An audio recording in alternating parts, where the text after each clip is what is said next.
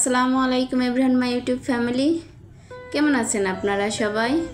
কাছে এবং দূরে, দেশ ও দেশের বাহিরে যে যেখান থেকে আমার আজকের ভিডিওটি দেখছেন, আশা করছি আল্লাহর রহমতে সবাই সুস্থ আছেন, ভালো আছেন।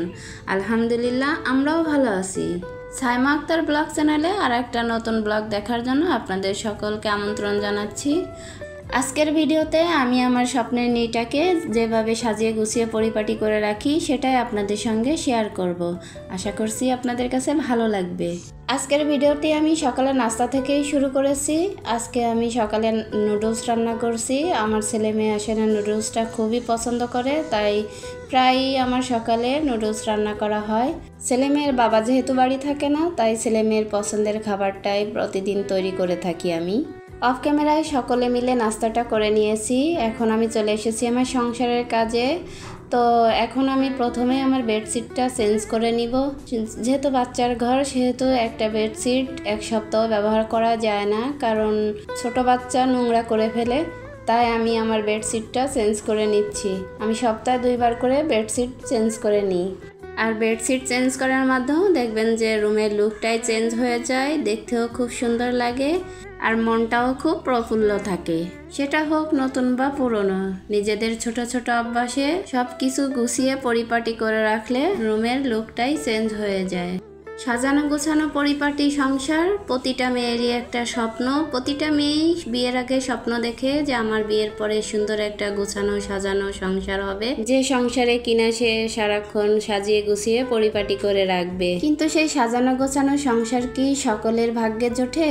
কিন্তু সকলের ভাগ্যে জোটে না। একটা সাজানো গোছানো স্বপ্নের নীড় হচ্ছে তার স্বামীর উপর নির্ভর করে। স্বামী যদি ভালো হয় তাহলে তার স্বপ্নের নীড়টা স্বর্গের মতো হবে, আর যদি স্বামী খারাপ হয় তাহলে তার স্বপ্নের নীড়টা হয়ে যাবে জাহান্নামের মতো। ভালো সংসার, ভালো হাজব্যান্ড পাওয়া একটা ভাগ্যের ব্যাপার। যদি কপালে না থাকে তাহলে কোনো মেয়েরই এই সুখটা অনুভব করা সম্ভব না। তো অনেকটাই বক বক করে ফেলেছি। হয়তো বলতে পারেন আপু অনেক জ্ঞান দিচ্ছে। আসলে জ্ঞান না, আমি যেটা বাস্তবে দেখছি সেটাই বলছি। তো ওই বিষয়ে আর কিছু নাই বা বলি, সামনের ভিডিওতে ইনশাল্লাহ এই বিষয়ে কিছু একটা বলবো যেটা বাস্তব কাহিনী। সেটা ইনশাল্লাহ সামনের ভিডিওতে আপনাদের সঙ্গে শেয়ার করব। খুবই দুঃখজনক বিষয়টা। তো যাই হোক, এখানে দেখতে পাচ্ছেন আমার ড্রেসিং টেবিলটার সামনে একদমটাই খালি। আমি এখানে কিছুই রাখিনি। আয়রন মেশিনটা দিয়ে আমি এটা স্কুল ড্রেস আয়রন করে তারপরে এখানে রেখে গিয়েছিল, আমি সেটাকে একটু গুছিয়ে রেখেছি। ছোট বাচ্চার ঘর সেহেতু আমি ড্রেসিং টেবিলের সামনে আসলে কিছুই রাখতে পারি না, কারণ আমার ছেলেটা খুবই দুষ্টু, যাই রাখি ও নষ্ট করে ফেলে। এখন যেহেতু একটু বড় হয়েছে, ইনশাল্লাহ এখন রাখতে পারবো। তাও অল্প অল্প করে একটু রেখে দেখি যে ও ধরে কিনা, নষ্ট করে কিনা। তা দেখছি যে মাশাল্লাহ অনেকটাই আগের থেকে ভালো হয়ে গেছে। আর এখানে যে দেখুন, আমি এসেছি ঘর ঝাড়ু দিতে। এর ভিতরে মনে পড়েছে যে আমি একটা ঘর ঝাড়ু কিনে এনেছি। এটা কাশফুলের ঘর ঝাড়ু। তো এটাতে অনেক ফুল আছে। ঘর পরিষ্কার করার আগে এটাকে আমি একটু এই ফুলগুলো ঝরিয়ে নিব। যেহেতু কাশফুলের ঝাড়ু এটা, সেহেতু নতুন অবস্থায় যখন ঝাড়ু দেওয়া হয় তখন পরিষ্কারের বদলে আরও নোংরা হয়ে যায়, যেটা কিনা আমার সকল আপুরাই জানেন, আমার নতুন করে কিছু বলার নেই। তো এখানে যে ঝাড়ুটা দেখছেন আপনারা আগের ভিডিওতে আমার প্রায় দেখেছেন, এই ঝাড়ু দিয়ে আমি ঝাড়ু দিতাম। এটা দিয়ে ঝাড়ু দিতে খুবই আসলে আরামদায়ক, কিন্তু 2 হাত ব্যবহার করা লাগে। মাঝে মাঝে আমার 2 হাত ব্যবহার করতে ইচ্ছা করে না, তাই আমি আর একটা নতুন ঝাড়ু কিনে নিয়ে এসেছি। তো আমার হাতে একটা চিরুনি দেখতে পাচ্ছেন, এই চিরুনিটা দিয়ে আমি এই ফুলগুলো একটু ঝরিয়ে নিব, যাতে আমার অতি সহজে ফুলগুলো ঝরানো হয়ে যায়।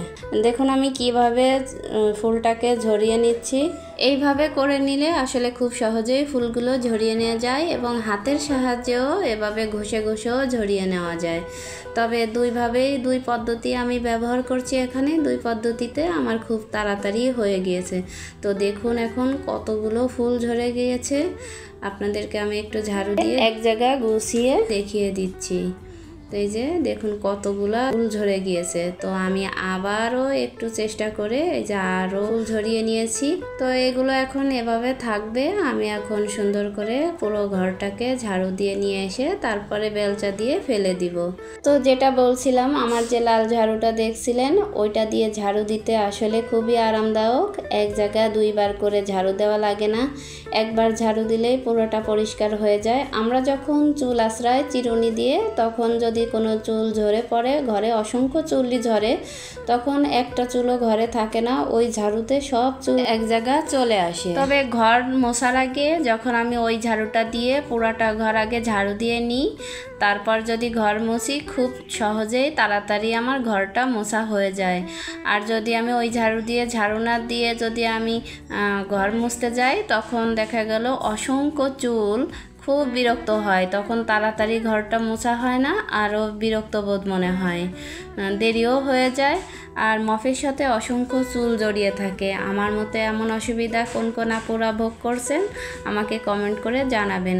তাই আমি ওই ঝাড়ুটা দিয়ে সুন্দর করে আগে ক্লিন করে নিই ঘরটাকে, তারপর আমি ঘরটাকে মফ দিয়ে মুছে ফেলি। তো আমার হাজব্যান্ড যখন ওই ঝাড়ুটা কিনে এনে দিয়েছিল, আমি তো ওইটা দিয়ে ঝাড়ু দিয়ে অবাক হয়ে গিয়েছিলাম। আমার কাছে খুবই ভালো লেগেছিল, আমি মন থেকে অসংখ্য দোয়া করেছিলাম তার জন্য। তো এখন অবশ্য 2 হাত মাঝে মাঝে ব্যবহার করতে ইচ্ছা করে না বিদায় নতুন আর একটা কাশফুলের ঝাড়ু কিনে নিয়ে এসেছি। তো আমার পুরো ঘরটা ঝাড়ু দেওয়া হয়ে গিয়েছে। এখন আমি বেলচার সাহায্যে এই ফুলগুলা ফেলে দিচ্ছি। যারা যারা আমার ভিডিওটি দেখতে দেখতে এ পর্যন্ত চলে এসেছেন, একটা লাইক দিতে ভুলে গিয়েছেন, প্লিজ আমার ভিডিওটিতে একটা লাইক কমেন্টস করে যাবেন। আর যদি ভিডিওটি খুব বেশি ভালো লেগে থাকে তাহলে আমার চ্যানেলটি সাবস্ক্রাইব করে আমার পাশেই থেকে যেতে পারেন, বেল আইকনটি বাজিয়ে দিবেন, যাতে আমি কোনো ভিডিও ছাড়ার সাথে সাথে আপনাদের কাছে নোটিফিকেশন চলে যায় আর আপনারা সময় সুযোগ বুঝে আমার ভিডিওটি দেখে নিতে পারেন। আর যারা এই কাজটি অলরেডি করে দিয়েছেন, আপনাদের সবাইকে অসংখ্য ধন্যবাদ। একটু আগে আমার ছোট ভাই এসেছিল, মা একটা মুরগি পাঠিয়েছে। অবশ্য মা মুরগিটাকে ধুয়ে কুটে পরিষ্কার করেই পাঠিয়েছে। এখন আমি শুধু মুরগিটাকে 3 ভাগ করে নিব, 2 ভাগ রেখে দিব, আর 1 ভাগ আমি আজকে রান্না করব। অবশ্য রান্নাটা আমি আজকে আর দেখাবো না, এমনিতে ভিডিওটি অনেক বড় হয়ে গিয়েছে। আমি সবসময় চেষ্টা করি ছোট ছোট ভিডিও দেওয়ার জন্য। তো ভিডিওটি আমি এখানেই রাখবো, দেখা হবে নতুন কোনো ভিডিওতে। ততক্ষণে সবাই ভালো থাকবেন, সুস্থ থাকবেন, আমাদের জন্য দোয়া করবেন। আল্লাহ হাফেজ, আসসালামু আলাইকুম।